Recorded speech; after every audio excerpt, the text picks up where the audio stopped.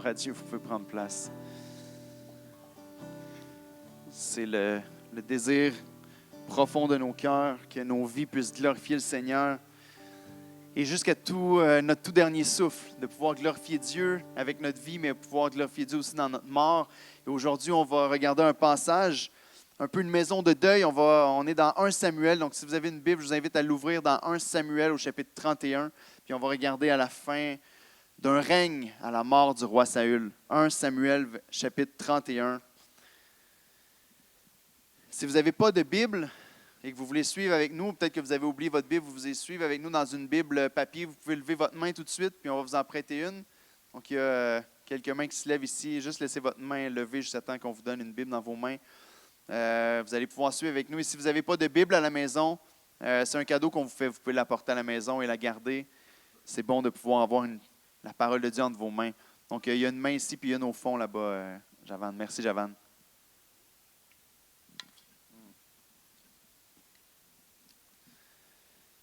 Donc, on sera dans 1 Samuel au chapitre 31. L'Ecclésiaste, le fils du roi David, a dit qu'il valait mieux être dans la maison du deuil que dans la maison des réjouissances. Une des raisons pourquoi on peut dire une chose comme celle-là, c'est parce que dans la maison du deuil, souvent, on va se poser des vraies questions. Souvent, dans la maison des réjouissances, on va se réjouir, on va en profiter, on va avoir du bon temps, puis c'est extraordinaire, c'est nécessaire, c'est bon. Mais dans la maison du deuil, souvent, on va se poser des vraies questions. On va se demander, c'est quoi le sens de la vie? C'est pourquoi ça arrive? Pourquoi on est sur Terre? Pourquoi on existe? Pourquoi il est parti? Où est-ce qu'il est parti? Où est-ce que cette personne-là est allée? Ou encore, on va écouter les gens parler du défunt. Si on est un petit peu réaliste, bien, souvent, on voit un contraste entre ce qu'il dit au moment de sa mort puis entre ce qu'on disait des fois au moment de sa vie. On va voir un petit peu une différence dans la manière dont on interprète sa vie ou encore une fois, on peut penser aux dernières paroles d'une personne qui décède. Une personne qui a vécu sa vie d'une telle manière, puis à la fin, tu écoutes les dernières paroles qui sortent de sa bouche, les derniers désirs, les derniers gestes que cette personne-là fait avant de mourir. Je me souviens d'un homme qui était un père dans la foi pour moi, dans la première église où j'étais. Puis lui, il est décédé, il a été malade pendant plusieurs années, 10, 20 ans avant son décès. Ça dégradait lentement. Puis son épouse s'occupait de lui. Puis à chaque fois qu'elle parlait de lui, elle parlait de son beau mari. Il était très âgé, plus âgé que nous. Elle disait « mon beau mari, mon beau mari ». Puis lui était tellement reconnaissant au Seigneur chaque jour que sa femme le serve comme ça. Puis il est décédé assis à sa table de cuisine. Puis la dernière chose qu'il a dit avant de mourir, c'est « merci Seigneur pour mon épouse qui a préparé le repas ». Puis son heure s'est terminée comme ça. Et ces dernières paroles ont été un témoignage un petit peu de sa reconnaissance envers Dieu, mais aussi envers celle que Dieu avait mis à ses côtés. On regarde comme ça à la fin de la vie d'une personne, puis on se pose des vraies questions. Puis c'est vraiment à la fin de la vie d'une personne qu'on peut se dire, est-ce que cette personne-là a vécu une belle vie? Est-ce que cette personne-là a vécu une vie qui était significative? C'est vraiment à la fin, parce que notre parcours peut changer à travers le temps puis à travers les années. Puis quand on voit la fin d'une vie, bien, on peut réaliser, est-ce que cette personne a vraiment vécu pour ce qui comptait vraiment ou non? Dans le texte d'aujourd'hui, on va voir l'exemple de Saül, puis on va se poser un petit peu la même question, puis voir comment le Saint-Esprit, à travers la parole, veut nous encourager dans notre vie à nous. On entre dans la maison du deuil avec la mort du roi, la fin d'un règne, puis on se demande si Dieu décidait de prendre ma vie ce soir. Je ne veux pas être trop dramatique là, puis vous faire peur, mais ça demeure une réalité. Je veux dire, pour certains d'entre vous, vous dites oui, un peu plus que tu penses, Éric, peut-être plus vite, mais la réalité, c'est que ça peut venir à n'importe quel moment. On ne connaît pas le jour ni l'heure de notre mort. On ne connaît pas le jour où Dieu va dire, ben maintenant c'est l'heure de revenir auprès de moi. Puis on doit se poser la question, et si ma vie se terminait aujourd'hui, est-ce que je pourrais être fier de l'héritage que je vais laisser à ceux qui sont autour de moi? Si ma vie terminait aujourd'hui, est-ce qu'on pourrait dire de la vie d'Éric, Éric a vécu une bonne vie? Ou qu'est-ce qu'on pourrait dire comme témoignage? Est-ce qu'on pourrait dire que cet homme-là, cette femme-là a vécu une vie qui glorifiait le Seigneur, une vie qui a été un exemple à suivre en ce qui concerne la piété et l'amour pour Christ? Parce qu'il y a beaucoup de choses qu'on peut laisser en arrière.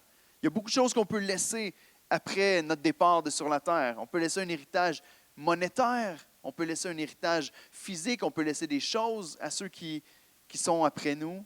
On peut laisser un paquet de choses. Mais il y a une chose qui a une valeur beaucoup plus grande que tout le reste. Une chose qui, malheureusement, on ne verra pas très clairement dans la vie de Saül ici. Donc, la manière dont on veut terminer notre vie, ce qu'on veut laisser derrière nous comme héritage, ça nous apporte à nous poser la question, comment est-ce que je vais vivre ma vie maintenant? Parce qu'à ta dernière heure, c'est un peu tard pour essayer de livrer quelque chose. Ah, tu peux quand même, mais c'est la vie que tu vis en ce moment qui va déterminer ce que tu vas laisser après ta mort. Donc, on se pose la question, mais est-ce que la manière dont je vis ma vie fait en sorte que je vais être fier de laisser l'héritage que je vais laisser lorsque je vais partir? Ça nous amène à réévaluer peut-être les choses sur lesquelles on met des priorités et la manière dont on vit. On entre dans la maison de deuil ce matin avec Saül. Donc, si c'était aujourd'hui pour toi, quelle place, et je vais te poser cette question-là très sérieusement, et je t'invite à y réfléchir très sérieusement aujourd'hui, quelle place aurait Dieu dans l'héritage que tu laisses derrière toi si tu partais aujourd'hui? Quelle place aurait la foi pour ceux qui t'entourent? Quelle place aurait le Christ pour ceux qui restent? Donc ce matin, je t'invite à réévaluer puis à te poser la question. Est-ce que tu veux savoir comment bien finir la course? Est-ce que tu veux savoir comment on fait pour bien terminer la course? Parce que c'est ce qu'on va voir dans le contraste entre la vie de Saül et celle de David et l'enseignement de Dieu. Est-ce que tu veux savoir de quoi a l'air la fin de quelqu'un qui marche avec le Seigneur puis la fin de quelqu'un qui est rebelle au Seigneur?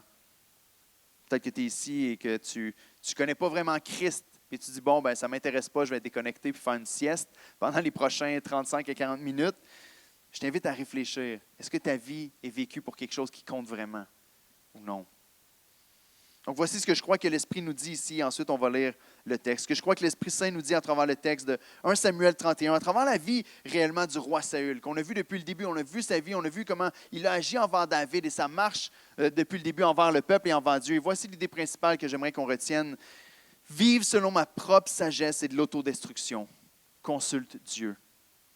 Ce qu'on voit à travers la vie de Saül, c'est que vivre selon sa propre sagesse, ce que Saül a fait pendant toute sa vie, était en réalité de l'autodestruction jusqu'au jour de sa mort tragique, comme on va le voir dans le texte.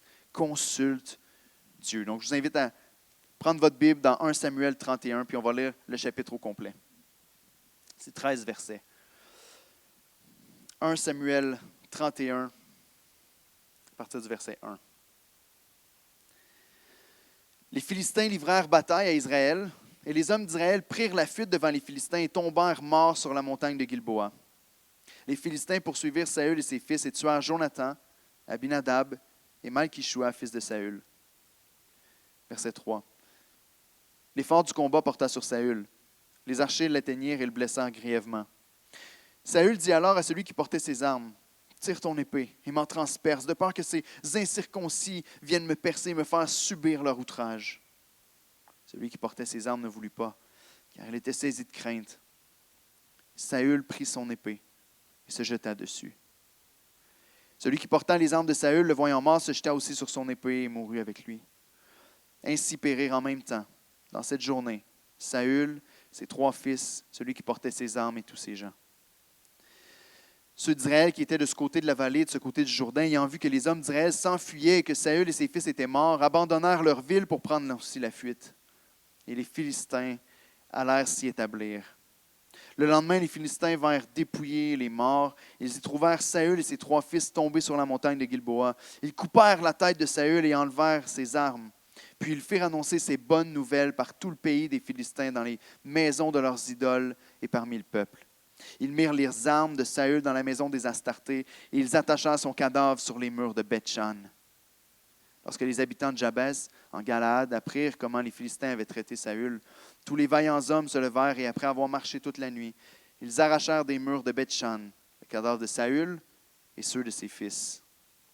Puis ils revinrent à Jabès où ils les brûlèrent. Ils prirent leurs os, les enterrèrent sur le tamaris à Jabès et ils jeûnèrent 7 jours. Prions. Notre Père, on s'approche d'un texte triste, dramatique, la fin d'une vie d'un roi qui a été rebelle, qui s'est opposé à toi. Et je veux te prier, Père, aujourd'hui, agis dans nos cœurs par ton Saint-Esprit.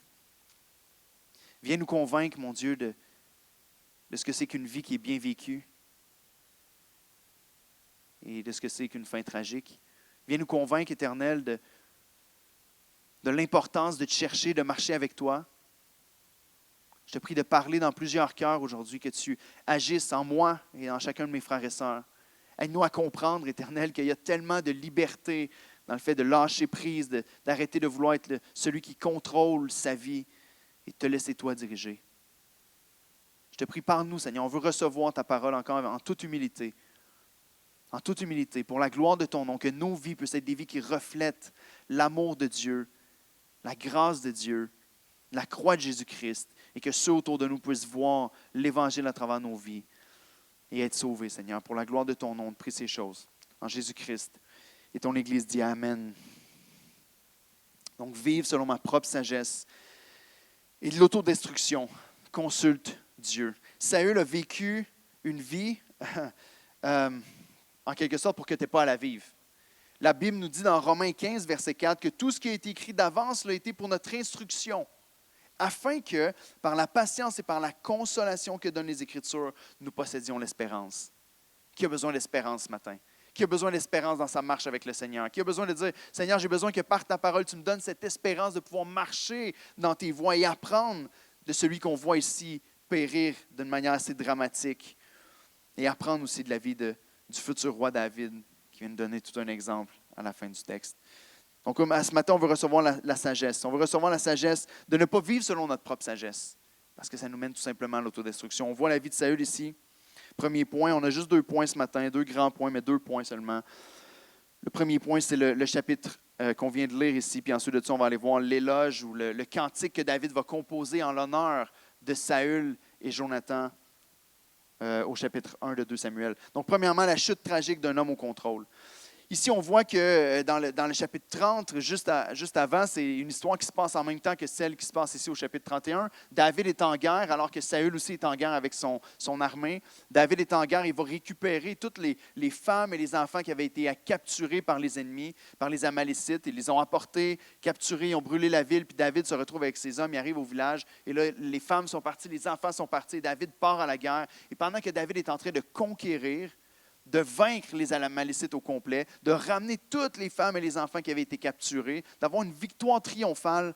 En même temps, sur l'autre montagne à Gilboa, Saül est en train de subir une défaite lamentable. Le peuple d'Israël est en train d'être vaincu et Saül et ses fils sont en train de mourir. Après avoir régné pendant 40 ans en Israël, Saül voit ses jours se terminer. Le premier roi de l'histoire d'Israël périt, en même temps que ses 3 fils. C'est un moment extrêmement tragique dans la vie d'Israël. Les Philistins sont venus et finalement, ils ont réussi à conquérir et à mettre à mort le roi d'Israël. Et l'auteur résume la bataille avec une seule phrase que vous pouvez trouver ici au début du chapitre.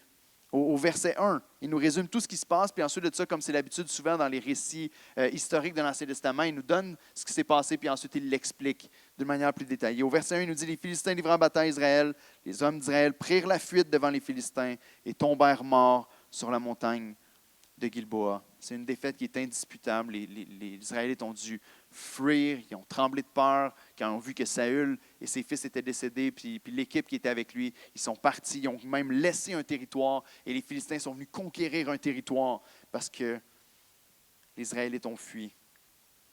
Ici, on voit pendant la bataille que les fils de Saül meurent. On parle de Jonathan, on le nomme en premier comme étant décédé, celui de qui on a le plus entendu parler dans ses fils depuis le début de l'histoire.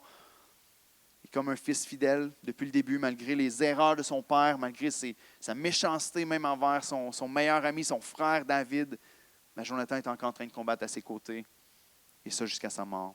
Donc on regarde à ça ici, puis l'auteur, après nous avoir dit qu'Israël a été défait, après nous avoir dit que le peuple est mort, que Saül est mort avec ses fils, il nous explique comment ça s'est passé. Puis on focus particulièrement sur la vie du roi Saül. Comment est-ce que Saül est mort ici? Puis on se demande comment, justement, avec notre question, comment est-ce que Saül va terminer sa vie?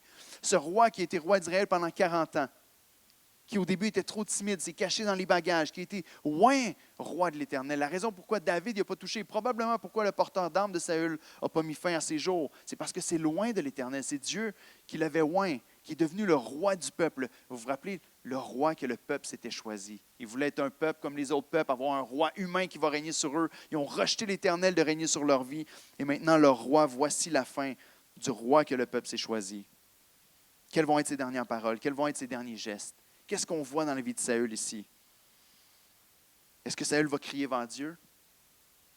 Est-ce que Saül va se mettre à honorer le Seigneur pour la vie qu'il lui a permis d'avoir? Est-ce que Saül, face à la menace qui s'en vient vers lui, va se mettre sur ses genoux et dire, Seigneur, il faut que tu agisses, délivre-nous parce que là, ma vie est finie, c'est terminé? On ne voit rien de ça dans la vie de Saül. On ne voit aucune manifestation de piété, aucun désir de confier sa vie entre les mains du Seigneur, aucun désir de prier, de demander au Seigneur d'agir dans sa vie. Mais ce que Saül fait, c'est que, comme il l'a fait pendant toute sa vie, il veut demeurer au contrôle, puis il prend une décision basée sur sa propre sagesse encore une fois. Il donne à son porteur d'âme un ordre et lui dit « Mets fin à ma vie, parce que j'ai peur que si les Philistins me trouvent, ils vont outrager mon corps. Ils vont m'humilier, ils vont faire exprès pour me traîner, pour célébrer leur victoire en m'humiliant, en me faisant du mal, en faisant toutes sortes de choses. » Puis on va voir un petit peu plus tard que sa sagesse finalement humaine n'a pas réussi à empêcher les Philistins de faire ce qu'ils voulaient avec son corps. Saül ne s'est pas tourné vers Dieu. Il s'est appuyé sur sa propre sagesse, puis comme sur son glaive, il a trouvé la mort. De la même manière que Saül a décidé de mettre fin à ses jours en s'appuyant sur son glaive, la manière qu'il a vécu sa vie a été de s'appuyer sur sa propre sagesse, puis c'est ce qui a transpercé son âme depuis le début. Comment est-ce que Saül a mis fin à son règne? Il s'est détourné de l'Éternel pour se confier en sa propre sagesse. Il s'est détourné de l'Éternel, puis il a fait le sacrifice lui-même, il a fait un outrage, il n'a pas entendu le prophète de Dieu. Depuis le début, Saül s'appuie sur ses propres forces. Lorsque Dieu a oint un nouveau roi qui était pour prendre sa place parce que lui avait été infidèle, Saül s'est encore appuyé sur sa propre sagesse et ses propres forces pour lutter contre le plan de Dieu puis essayer de tout faire pour mettre fin à la vie de David et s'opposer encore une fois au plan de Dieu. Au verset 4, on voit ici comment Saül s'appuie sur sa sagesse et en même temps qu'il cherche encore une fois sa propre réputation. Vous vous rappelez, hein? Qu'est-ce qui a commencé la guerre dans le cœur à Saül contre David? Vous vous rappelez quand ils sont revenus de la guerre et David avait conquis qui avaient réussi plusieurs batailles contre les Philistins et qui sont revenus ensemble au pays et que les femmes ont commencé à chanter. Vous vous rappelez de ça? Saül a tué ses 1000, David a tué ses 10 000. Boum! C'est à ce moment-là que l'orgueil est arrivé dans le cœur de Saül. C'est à ce moment-là que le désir de vengeance, le désir de ne pas être humilié et de dire « quelqu'un ne va pas être au-dessus de moi », qui a commencé à vouloir mettre fin à la vie de David. Il a commencé à vouloir se venger. Il était jaloux. Il avait cet orgueil. Je parais mal. On en donne plus à David qu'à moi. Et pourtant, je suis le roi. Alors que c'était la même équipe, c'était la même guerre. Et ici, au verset 4, on voit encore cet orgueil de Saül. Il dit, Saül dit alors à celui qui portait son arme, tire ton épée et m'en transperce de peur. Motivé par quoi ici? Par la peur. La peur de quoi? Que ces incirconcis ne viennent me percer et me faire subir leurs outrages. Saül, encore une fois, est focusé sur sa réputation. Je ne peux pas mourir de leurs mains. De quoi je vais avoir l'air? Je ne peux pas continuer dans la bataille et affronter les Philistins comme je suis supposé le faire. De quoi je vais avoir l'air? Je vais avoir l'air de quoi? Je ne veux pas que ce peuple-là vienne faire outrage à mon corps. Il pense à son bien-être, il pense à son honneur. Il craint ce que pourrait faire l'ennemi. La réalité, c'est que l'issue de tous ceux qui vont persévérer comme Saül à se confier dans leur propre sagesse, puis à rejeter l'Éternel, va être la même, l'autodestruction. Saül a vécu une vie d'autodestruction. Est-ce qu'il a mis fin à son règne à cause de sa folie puis de se confier dans sa propre sagesse? Pendant le reste de son règne, au lieu de faire les guerres qu'il était supposé faire, il combattait contre David qui était dans la même équipe de lui. Il continuait à essayer de poursuivre David, à essayer de l'attraper, puis à essayer de mettre fin à ses jours, alors que David était dans la même équipe. Il est passé à côté de l'appel qui était sur sa vie de défendre Israël puis de combattre pour eux. Se confier en soi est carrément de l'autodestruction et littéralement à la fin de ses jours, est-ce qu'il met fin lui-même à sa propre vie? C'est une image, c'est arrivé pour vrai, mais je veux dire, la manière que Saül meurt est littéralement un résumé de sa vie entière. Se confier en sa propre sagesse, en québécois, on ne va pas dire se jeter sur un glaive, hein, on va dire on se tire dans le pied. Quand tu fais ça, il y a certaines choses qu'on fait dans la vie, on se dit, tu te tires dans le pied, tu te fais du mal à toi-même. Si tu prends cette direction-là, tu es en train de combattre contre ta propre personne. Ne fais pas ça. Et Saül a fait ça toute sa vie, puis encore ici, dans sa sagesse. Il agit par peur et non par foi. Puis sa sagesse humaine s'est révélée encore une fois complètement inutile, parce que ce que Saül voulait éviter, en se tuant lui-même, en mettant fin à sa vie par lui-même, ce qu'il voulait éviter finalement arrive. Les Philistins viennent et comme tous les armées faisaient quand ils venaient gagner une guerre, ils revenaient après ça puis ils venaient dépouiller les corps. Ils venaient chercher les choses qui avaient de la valeur. Ils venaient chercher les armes pour que si jamais il restait un nombre de leur pays qui voulait venir combattre, ils pourraient récupérer les armes et combattre encore. Les Philistins viennent, ils ramassent les armes et là, le trésor, il arrive à Jonathan, les fils de de Saül puis au roi lui-même. Et qu'est-ce qu'ils font? Je veux dire, peut-être avec David, on aurait pu comprendre, David a décapité Goliath. David a fait une œuvre et une guerre où est-ce qu'il a toujours gagné contre les Philistins. Mais ici, ils viennent et ils trouvent Saül et ils tranchent sa tête. Et ils font un outrage incroyable. Ils prennent sa tête et son corps, et on va voir un petit peu plus tard dans 1 Chronique 10.10, qui est un texte parallèle à ça. Je ne me rappelle pas si je l'ai mis à l'écran, peut-être que oui. 1 Chronique 10.10 qui nous dit « Ils mirent les armes de Saül dans la maison de leur Dieu, et ils attachèrent son crâne dans le temple de Dagon, leur Dieu. » Ils font un outrage incroyable à Saül qui est mort. Les Philistins voyaient ça un petit peu comme une victoire de leur Dieu sur le Dieu des Israélites. C'est tellement révélateur. Et si vous vous rappelez un petit peu de l'histoire qui était arrivée peut-être au début complètement de leur royauté de Saül, lorsqu'ils ont vaincu les Israélites puis qu'ils ont pris l'arche de l'Éternel, le coffre qui représentait la présence de Dieu parmi le peuple, et ils l'ont amené dans leur temple, dans le temple de Dagon, de leur Dieu. Et qu'est-ce qui est arrivé lorsqu'ils ont amené le coffre de l'Éternel dans leur pays? Ben, leur Dieu, Dagon, qui était une statue en réalité, est tombé sur sa face, puis elle s'est brisée. Ils l'ont relevé, puis une deuxième fois, la statue est tombée sur sa face, puis on nous dit, la tête de Dagon a roulé sur le sol. Mais quelle ironie ici! Le peuple des Philistins voyait qu'après ça, on fait une offrande à Israël. Le peuple d'Israël, des Philistins voyait que le Dieu d'Israël était plus puissant que leur Dieu. Leur Dieu s'est répandu devant lui, la tête a roulé sur le sol, mais cette fois-ci, ils se réjouissent en disant, cette fois-ci, on a la tête de votre roi. Puis ils apportent, imaginez la tragédie, la souffrance pour le peuple d'Israël, la défaite lamentable. Ils prennent la tête de Saül, puis ils l'amènent, puis ils la mettent dans le temple de Dagon. Quelle ironie ici, en quelque sorte. Parce que lorsque c'était la présence de Dieu qui était dans le temple, leur idole était complètement saccagée. Mais le peuple a dit, on ne veut pas de ce Dieu-là. On veut un roi. On ne veut pas du roi qui est l'Éternel. On veut un roi humain qui va régner sur nous. Et lorsqu'on amène la tête du roi humain dans le temple, c'est la tête du roi humain qui est là, comme un trophée, et pas la tête de leur idole qui tombe. Voyez-vous le contraste entre les deux? Vous avez voulu vous confier dans l'homme, c'est tellement une image. Vous voulez vous confier dans la sagesse humaine, vous voulez vous confier dans l'homme, et bien, voici votre roi que vous vous êtes choisi. Sa tête maintenant roule, et maintenant on peut célébrer. C'est l'expression qui est utilisée par les Philistins ici. Lorsqu'on nous dit au verset 8 et 9, au verset 9, ils disent, ils coupèrent la tête de Saül et enlevant ses armes, puis ils firent annoncer cette bonne nouvelle par tout le pays des Philistins. Vous savez, le mot qui est utilisé ici, c'est quoi? C'est l'Évangile, c'est la bonne nouvelle qu'ils sont en train d'annoncer, la bonne nouvelle des Philistins. Ils sont là en train de dire, voici la bonne nouvelle, le roi des Israélites est mort, notre Dieu a vaincu, on a vaincu sur le peuple ennemi. La bonne nouvelle des Philistins est en train d'être annoncée un petit peu partout. Tout le monde se réjouit, les Israélites sont vaincus, on a la tête de leur roi. Tandis que quand les Israélites se confient en l'Éternel, c'est la tête de leur Dieu qui roulait sur le sol. Le contraste est immense. On doit recevoir la sagesse du texte ici. On doit recevoir ce que l'Esprit essaie de nous enseigner à travers ce texte-là. Le résultat pour le peuple est complètement désastreux. En plus, au verset 7, on nous dit qu'ils ont perdu un territoire. Les Philistins ont commencé à envahir le pays qu'eux avaient. C'est un jour sombre en Israël. Et jusqu'à son dernier souffle, Saül s'est confié dans sa propre sagesse. Il s'est accroché à son propre honneur et à sa propre réputation pour essayer de bâtir son royaume à lui et son héritage terrestre. Il n'a donné aucune considération pour la gloire de Dieu jusqu'à son dernier souffle. La Bible nous dit, en fait, dans 1 Chronique 13, 14, on nous résume dans 1 Chronique la vie de Saül. On nous dit, voici le résumé de la vie de Saül et voici ce qu'il nous est dit. Il nous est dit, Saül mourut. Et on nous donne la raison. Pourquoi? Parce qu'il se rendit coupable d'infidélité envers l'Éternel, dont il n'observa point la parole. Et parce qu'il interrogea et consulta ceux qui évoquent les morts, il ne consulta pas l'Éternel. Alors l'Éternel le fit mourir et transféra la royauté à David, fils d'Ésaïe. Voyez-vous, quand Saül a été infidèle, qui est allé voir la femme qui invoque les morts, qui a parlé à Samuel, qui est un moment vraiment étrange. Est-ce que Samuel était là ou pas? On ne sait pas trop, mais la parole qui a été donnée par Samuel, qui est apparue à Saül à ce moment-là, c'est que lui allait mourir sur le champ de bataille avec ses fils. Et vous savez quoi? Le peuple d'Israël peut tomber. La tête de Saül peut tomber, mais la parole de Dieu ne tombera jamais. Ce qui se passe ici, c'est la parole de Dieu qui s'accomplit.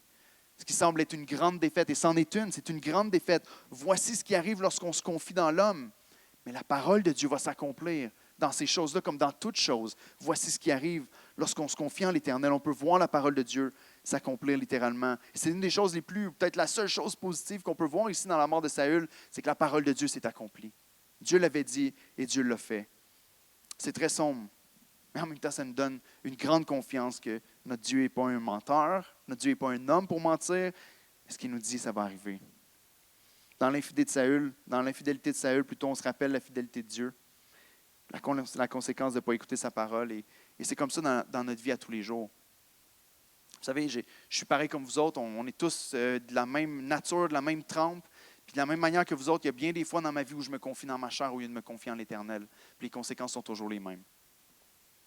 C'est un peu comme Naaman qui a voulu construire ce piège pour pouvoir tuer Mardoché dans l'Ancien Testament. Il a construit une grosse structure en bois pour pouvoir pendre Mardoché. Il en voulait. C'est un homme qui voulait tuer les Juifs et qui a construit une plateforme pour pouvoir le pendre.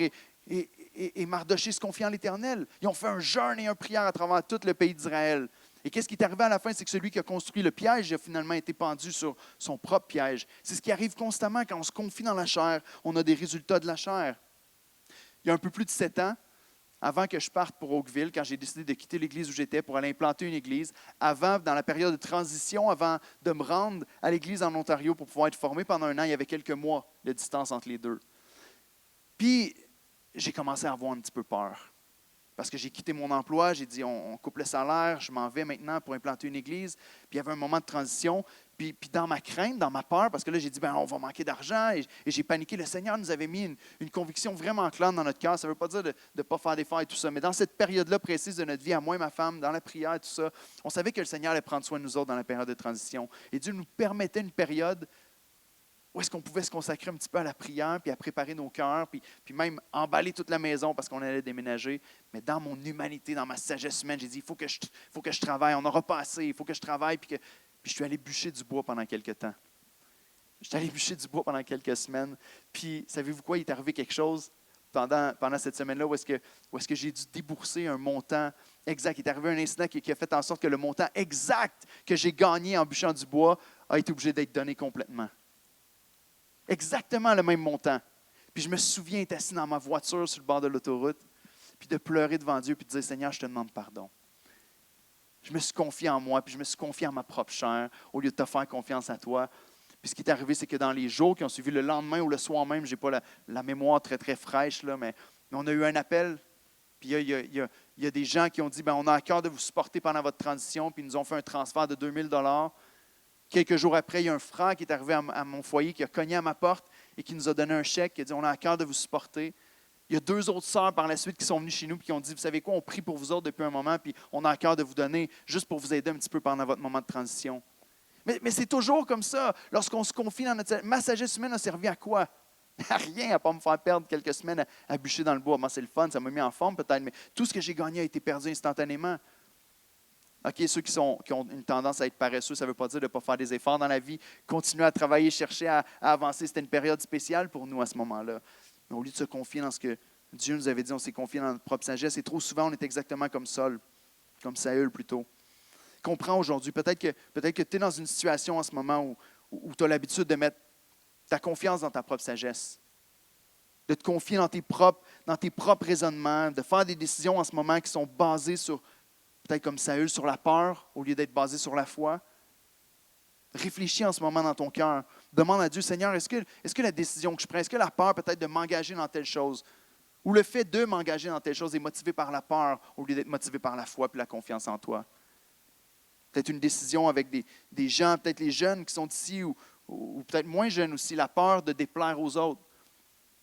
Ou est-ce que vous allez décider de consommer certaines choses à l'école ou avec vos amis parce que vous avez peur de déplaire à ceux qui vous entourent, de ne pas avoir l'air cool? Peut-être la manière dont vous parlez quand vous êtes au travail parce que vous ne voulez pas avoir de l'air d'être trop un outsider, vous ne voulez pas avoir trop l'air d'être démodé, puis vous voulez utiliser le même langage que ceux qui sont autour de vous autres. Est-ce que vous le faites par peur ou par la foi? Peut-être des choses précises que Dieu vous appelle à faire. Peut-être que Dieu, vous avez à cœur, vous entendez des appels depuis plusieurs semaines de servir dans certains endroits dans l'Église, puis il y a une certaine peur qui demande dans votre cœur, au lieu d'être motivé par la foi, est-ce que Dieu vous appelle à faire? Est-ce qu'il y a une sphère de ta vie en ce moment qui est dirigée par ta sagesse humaine, où tu dois dire stop, je dois m'arrêter, prendre un temps peut-être de jeûne et de prière, de chercher la face du Seigneur pour pouvoir avancer par la foi? et non par la peur. Peut-être que c'est une relation, un poste, une maison, peu importe. Peut-être que Dieu t'appelle à prier tout de suite pendant que tu entends ma voix, de prendre une seconde puis de prier et de dire Seigneur, pardonne-moi. Pardonne-moi de mettre ma confiance tellement souvent dans ma propre sagesse au lieu de me confier en toi. Saül a subi l'outrage après sa mort, mais seulement à son corps. Le fait de se confier dans sa sagesse nous mène toujours à l'autodestruction. Je le crois de tout mon cœur. Je crois que c'est l'enseignement biblique du début à la fin de la parole de Dieu. On se confie dans notre sagesse. L'orgueil précède la chute. C'est très clair dans l'Écriture. Lorsqu'on se confie dans notre sagesse, on finit toujours par découvrir l'autodestruction. Saül a subi l'outrage après sa mort, mais comme je l'ai dit, seulement de son corps. Mais la parole de Dieu nous enseigne que celui qui rejette le Seigneur, qui se confie dans sa propre sagesse jusqu'à la fin de sa vie, celui qui rejette Christ, va aussi voir son âme périr et pas juste son corps. Est-ce qu'il y a de l'espoir? Je crois qu'on voit l'espoir quand on regarde la réaction de David, qui a un cœur qui reflète le cœur de Dieu. C'est notre deuxième et dernier point ce matin. Deuxièmement, le couronnement d'un homme au cœur tendre. Si on voit la mort tragique d'un homme au contrôle, un homme qui veut garder les guides dans ses mains, un homme qui veut vivre selon sa propre sagesse et qui s'autodétruit jusqu'à son dernier souffle, ici on voit un homme qui regarde à la mort de Saül et de Jonathan, puis qui a une réaction qui nous fait penser au cœur de Dieu. Je vous invite à tourner dans 2 Samuel 1, c'est juste la page suivante, les versets 17 à 27. 2 Samuel 1, 17 à 27.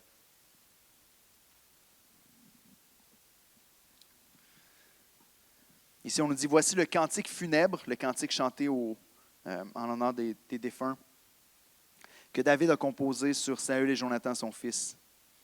Et il ordonna d'enseigner aux enfants de Juda. C'est le cantique de l'arc. Il est écrit dans le livre du Juste. L'élite d'Israël a succombé sur tes collines. Comment des héros sont-ils tombés? Ne l'annoncez point dans Gath, n'en publiez point la nouvelle dans les rues d'Ascalon, de peur que les filles des Philistins ne se réjouissent, de peur que les filles des incirconcis ne triomphent. Montagne de Gilboa, qu'il n'y ait sur vous ni rosée, ni pluie, ni champ qui donnent des prémices pour les offrandes, car là ont été jetés les boucliers des héros, le bouclier de Saül. L'huile a cessé de les oindre. Devant le sang des blessés, devant la graisse des plus vaillants, l'arc de Jonathan n'a jamais reculé. L'épée de Saül ne retournait point à vide. Saül et Jonathan, aimables et chéris pendant leur vie, n'ont point été séparés dans leur mort. Ils étaient plus légers que les aigles, ils étaient plus forts que les lions. Filles d'Israël, pleurez sur Saül, qui vous revêtait magnifiquement de cramoisie, qui mettait des ornements d'or sur vos habits. Comment des héros sont-ils tombés au milieu du combat? Comment Jonathan a-t-il succombé sur tes collines? Je suis dans la douleur à cause de toi, Jonathan, mon frère. Tu faisais tout mon plaisir. Ton amour pour moi était admirable, au-dessus de l'amour des femmes. Comment des héros sont-ils tombés? Comment leurs armes se sont-elles perdues? Voici comment se termine la vie de Saül et de Jonathan et le cantique que David a chanté en leur honneur. Voyez-vous les paroles qui sont données, Saül et Jonathan, aimables.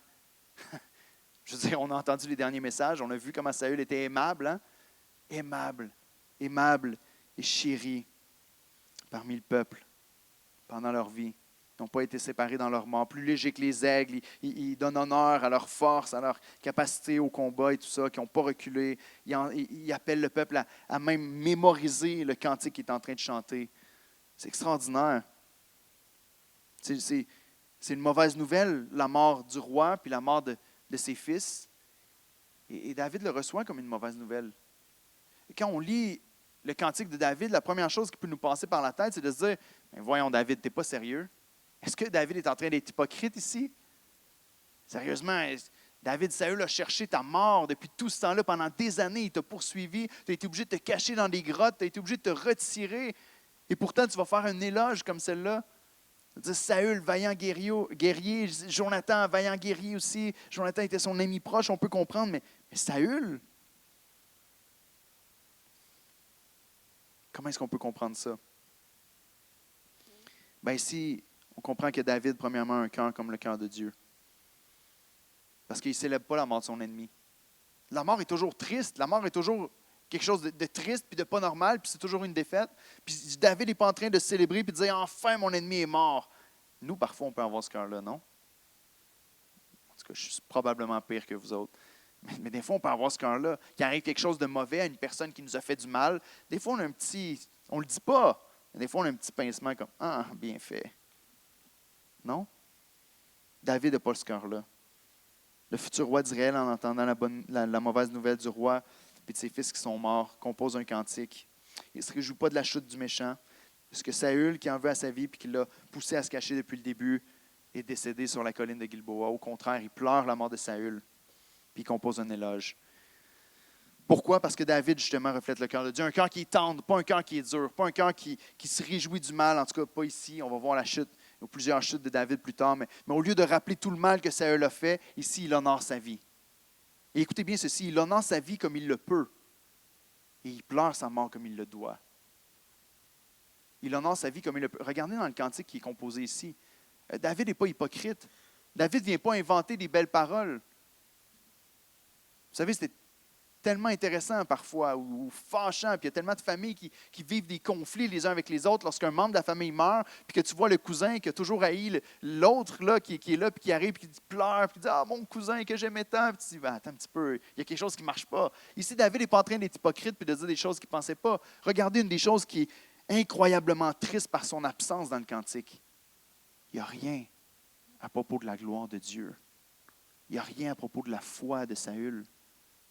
Il n'y a rien à propos de la dévotion de Saül envers son Dieu. Il n'y a rien à propos de la fidélité de Saül envers le Seigneur. Mais David reste vrai. Il honore ses conquêtes. Il honore que le roi a été un homme qui a réussi ses guerres, qui était vaillant. Son épée ne tombait jamais de sa main. Il continuait à combattre. Et Jonathan aussi a continué à être un vaillant guerrier. Mais ce qui est tristement absent de son éloge, c'est la foi de Saül. Il n'y a rien qui est dit à propos de son héritage de foi. Et c'est extrêmement triste. Je veux dire, moi, je lis un texte comme celui-là, puis mon cœur est brisé de penser que ça pourrait être mon histoire à la fin de mes jours. Je veux dire, si on pouvait parler de moi sans parler de mon Christ lorsque je vais mourir, c'est un échec lamentable. Ma vie est supposée de refléter le plus grand trésor de ma vie qui est Christ lui-même. David reste vrai. Et David reflète le cœur de Dieu. David ne se réjouit pas du mal. Dans le psaume 116 qu'on a lu tout à l'heure, en début de service, au verset 15, il nous est dit qu'elle a du prix aux yeux de l'Éternel, la mort de ceux qui l'aiment. On sait que la mort de ceux qui marchent avec le Christ, de ceux qui marchent avec Dieu, a du prix aux yeux de l'Éternel. Ici, tu as Saül qui est décédé en étant rebelle au Seigneur pendant toute sa vie. Et voici l'héritage qu'il laisse. C'est un vaillant guerrier, c'est vrai. C'est un homme qui revêtait les femmes du pays de cramoisie, de vêtements extraordinaires, c'est vrai.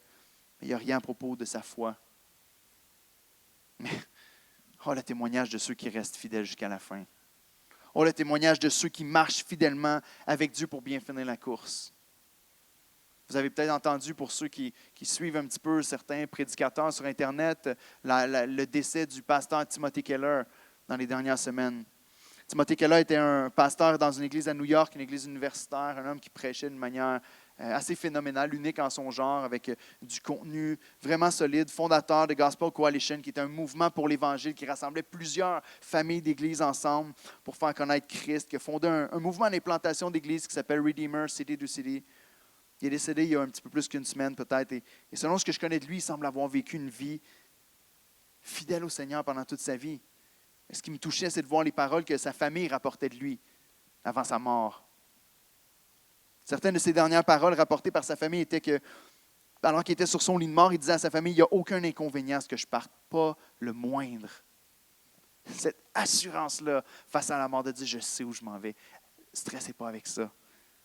Encore une fois, il a rajouté plus tard, « Je suis reconnaissant pour toutes les personnes qui ont prié pour moi à travers les années. Je suis reconnaissant pour ma famille qui m'aime. Je suis reconnaissant pour le temps que Dieu m'a donné. Mais je suis prêt à voir Jésus. J'ai si hâte de voir Jésus. » Et il dit, « Envoyez-moi à la maison. » Quel témoignage d'une vie vécue pour la gloire de Dieu. De pouvoir affronter la mort avec ce cœur-là, de dire, peu importe ce qui s'est passé sur la terre, je sais où je m'en vais. Je sais qui est mon Dieu, je sais qui est mon roi. Tellement un grand contraste avec Saül, qui jusqu'à la mort s'accroche à sa sagesse et s'enlève la vie lui-même. Mais David, lorsqu'il honore Saül, au lieu de se rebeller contre lui, David, lorsque son cœur est attristé par la mort du roi, il reflète le cœur de Dieu. Ézéchiel 18, 32, voici ce qu'il dit. Dieu qui parle à travers son prophète et qui dit « Je ne désire pas la mort de celui qui meurt, dit le Seigneur l'Éternel. Convertissez-vous donc et vivez. » C'est Dieu qui parle ici à travers le prophète. Dieu qui est en train de dire « Ce que je désire, ce n'est pas que le méchant meure. » Dieu ne se réjouit pas de la mort du méchant. Il nous dit ici « Ce que je désire, ce n'est pas que le méchant meure. » mais c'est qu'ils se convertissent et qu'ils puissent vivre.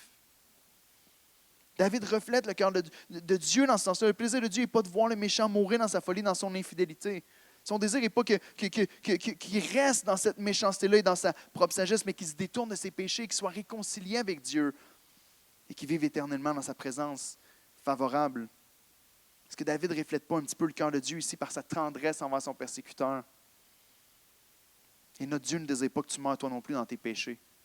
Notre Dieu ne désire pas que tu restes dans cette croyance que tu es capable par ta propre sagesse de t'amener quelque part de bon, que tu peux gérer ta vie toi-même par tes propres moyens.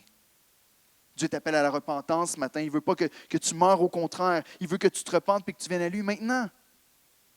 Écoutez, dans Romains 5, les versets 5 à 8, et je l'ai mis ici à l'écran, on nous montre à quel point est-ce que Dieu ne désire pas que tu meurs, mais que tu te repentes. Il t'a tellement aimé, et il désire tellement que tu ne meurs pas et que tu te repentes, qu'il dit, l'espérance ne trompe point, parce que l'amour de Dieu est répandu dans nos cœurs par le Saint-Esprit qui nous a été donné. Parce que lorsque nous étions encore sans force, Christ, au temps marqué, est mort pour des impies. Pour qui? Pour des gens bons? Pour des gens qui sont capables? Des gens qui ont la sagesse de garder les choses entre leurs mains. Non, pour des impies. À peine mourrait-on pour un juste. Quelqu'un peut-être mourrait-il pour un homme de bien, mais Dieu prouve son amour envers nous. Parce que lorsque nous étions encore pécheurs, Christ est mort pour nous. Est-ce que Dieu ne prouve pas son amour, son désir que le méchant ne périsse pas? Il a envoyé son Fils unique mourir sur la croix pour que le méchant ne périsse pas, mais pour qu'il ait la vie éternelle. Jésus n'a pas fait juste comme David de pleurer la chute de ceux qu'il aime, mais il est venu lui-même vivre la mort dont ils étaient dignes pour qu'on puisse recevoir la vie dont lui est digne. Il ne désire pas que le méchant meure, mais qu'il vienne à Christ. Dieu le Fils lui-même dans la chair humaine est venu vivre la vie qu'on était incapable de vivre. Il est venu mourir la mort qu'on était incapable de mourir, parce que si on meurt, c'est terminé. Mais Christ est mort et il est ressuscité pour nous donner la vie en lui. Il nous donne la récompense du Fils parfait pour qu'en entendant le message du salut et de l'étendue de l'amour de Dieu, tu puisses te tourner vers lui et vivre pour lui. Que tu deviennes une nouvelle créature selon ce que nous dit la parole de Dieu en 2 Corinthiens 5, 17. Celui qui est en Christ est une nouvelle créature. Les choses anciennes sont passées, toutes choses sont devenues nouvelles. Donc si tu ne l'as pas fait ce matin, je veux t'inviter à le faire. Veux-tu mettre ta foi en Christ aujourd'hui? Veux-tu croire que Jésus est vraiment mort pour tes péchés sur la croix? Ou tu veux continuer à te confier dans ta propre sagesse puis frapper un mur à la fin? De la même manière que Saül l'a fait. Parce que notre propre sagesse, c'est de l'autodestruction. Ici, David a un cœur qui reflète celui du Seigneur, un petit peu comme Étienne qui est décédé à la fin, ou comme Jésus qui était sur la croix. Est-ce qu'on a un cœur qui est dur et qu'on se réjouit lorsque les méchants périssent, ou est-ce qu'on a un cœur comme Étienne et comme Jésus qui peut dire « Seigneur, pardonne-leur parce qu'ils ne savent pas ce qu'ils font ». Par nos propres forces, c'est impossible, frères et sœurs. Par la grâce de Dieu, c'est possible. De quelle manière est-ce qu'on agit quand les gens nous repoussent lorsqu'on prêche l'Évangile? Est-ce qu'on se dit, tant pis, comme moi j'ai fait au début de ma vie chrétienne? Je vous l'ai peut-être déjà raconté, mais j'évangélisais partout. Je parlais de Jésus sans arrêt. J'étais allé me chercher un café dans un Tim Hortons à un moment donné. Je suis rentré là, j'ai pris mon café. Puis un vieil ami d'école qui est arrivé et qui m'a dit « Hey, j'ai entendu dire que vous étiez devenu dans une religion un peu bizarre, dans une secte. » Puis là, j'ai commencé à y prêcher l'Évangile. Puis il m'a regardé avec des yeux comme « Wow, tu viens de quelle planète? » Puis il m'a tellement retourné de bord. Puis il a tellement rejeté le message que je lui prêchais. Puis j'ai regardé et j'ai dit « Tant pis, tu vas brûler en enfer. » Puis je suis parti. Ça peut être drôle un peu, mais c'était tellement le mauvais cœur de me dire « Tant pis pour toi. » Moi, j'ai pris la bonne décision. Au lieu d'avoir le cœur attristé et de dire « Ah, Seigneur, pardonne-le. Il ne sait pas ce qu'il fait en ce moment. Sauve son âme. » Vous savez, lorsqu'on parle de mort ici, on parle de la perte de Saül et Jonathan. Et je termine avec ça, mais la mort n'est jamais normale. Vous savez, la mort, ce n'est pas quelque chose de normal. On essaie de dealer avec du mieux qu'on peut, mais lorsqu'on perd un être cher, qu'il soit en Christ ou non, la tristesse qui nous envahit, la douleur qui vient, l'incompréhension est normale parce que la mort n'est pas normale. Parce que la mort est arrivée dans notre monde à cause du péché. Lorsque Dieu a créé le monde, la mort n'était pas dans le plan initial. Je veux dire, Dieu n'a pas de plan B, vous comprenez bien ça, mais lorsque Dieu a créé Adam et Ève, il leur a dit, si vous mangez du fruit, vous mourrez. Mais toute l'histoire de la rédemption, l'histoire du retour au Jardin d'Éden, où on va vivre éternellement sans possibilité de pécher dans un paradis éternel dans la présence de Dieu. La mort n'est pas normale. La mort est une conséquence du péché. La Bible parle même d'une mort éternelle, consciente, séparée de Dieu. Un lieu de tourment pour toujours. Ce n'est pas normal, la mort. Donc, c'est normal qu'on souffre et qu'on soit profondément attristé. Le cantique funèbre que David compose se termine sur une note très sombre. Oh, comment les héros sont tombés. Comment les héros sont tombés et ont péri. Maintenant, pleurons. Et ça finit comme ça. Pleurons. Pleurons le décès. On doit arriver devant la mort et se poser cette même question. Et pleurer, et se dire, mais j'aimerais que ce ne soit pas mon histoire. Qu'on puisse chanter à un moment, ah, comme les héros sont tombés. Vous en voyez dans votre vie de tous les jours. Il y a des gens à qui on mettait une certaine admiration, qu'on regardait comme des modèles. Vous savez, que ce soit votre pasteur, que ce soit des gens que vous suivez sur Internet, jamais on est encouragé à mettre notre confiance dans les hommes. Comprenez ce que je veux dire par confiance. Hein? Ça ne veut pas dire qu'on ne doit pas se faire confiance et tous être méfiants. On n'aura jamais l'unité qu'on est appelé à être. Mais notre confiance ultime, de dire mon salut, ma confiance pour la direction de ma vie est en une personne. La Bible nous enseigne qu'il y a juste une personne en qui on peut mettre notre confiance, puis c'est en Dieu. Puis ce qui est assez spécial ici, c'est que Dieu nous montre, le Saint-Esprit nous montre à travers le texte, la différence entre Saül et David. Parce que Saül s'est confié dans ses propres forces et la raison de sa mort a été donnée très claire, il n'a pas consulté l'Éternel. Ce que la Bible nous dit, ce que la sagesse nous appelle à faire à ce moment-ci, c'est attention, vis pas selon ta propre sagesse, mais regarde ce que David a fait. Regarde ce que David a fait. Si tu veux terminer ta vie d'une bonne manière, terminer ta vie même comme ce que Paul va annoncer dans 2 Timothée, les versets 7 et 8 du chapitre 4. Il va dire, j'ai combattu le bon combat, j'ai achevé la course, j'ai gardé la foi, désormais la couronne de justice m'est réservée.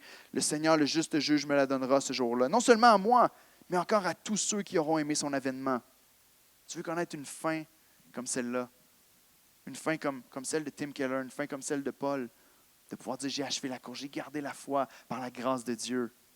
Comment est-ce que c'est possible? Regardez le tout début du chapitre 2 de 2 Samuel.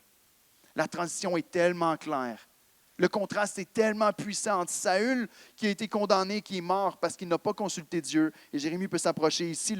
Les 5 premiers mots du chapitre 2 nous disent, David consulta l'Éternel. Et après cela, David consulta l'Éternel. Puis on va voir le règne de David tout de suite après.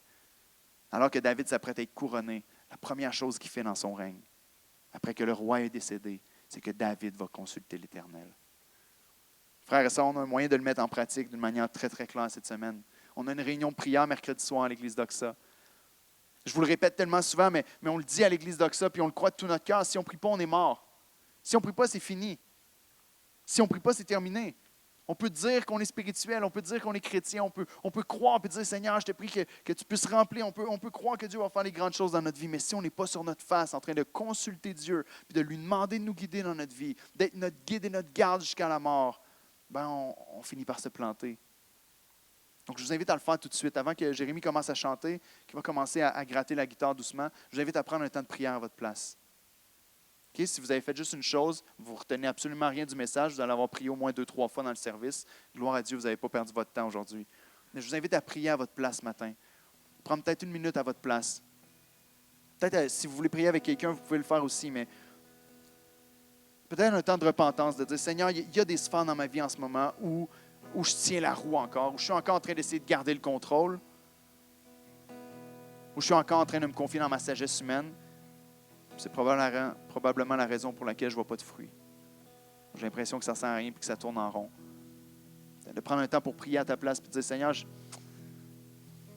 ne veux pas vivre de cette manière-là. Je ne veux pas finir ma course en ayant passé mon temps à penser que j'étais capable de mener le bateau par moi-même. Je te prie que la sagesse puisse entrer par le Saint-Esprit dans nos cœurs ce matin. Que la sagesse entre par le Saint-Esprit dans nos cœurs pour nous dire de consulter l'Éternel, de vivre dans une relation de proximité avec Dieu. Si tu as besoin de demander pardon au Seigneur, fais-le. Si tu as besoin de donner ta vie à Christ aujourd'hui parce que c'est la première fois que tu entends l'Évangile et que tu veux lui consacrer ta vie, fais-le. Viens me voir après, on va prier ensemble. Mais prends un temps pour prier à ta place. Seigneur, fais que mon héritage que je vais laisser à ma mort, que les gens puissent entendre parler de Christ à travers ma vie. Que ce ne soit pas une vie vécue à l'extérieur de la foi. Puis qu'en tant qu'Église, Seigneur, on s'engage à te consulter et à te faire confiance en toutes choses et pour toujours. Amen.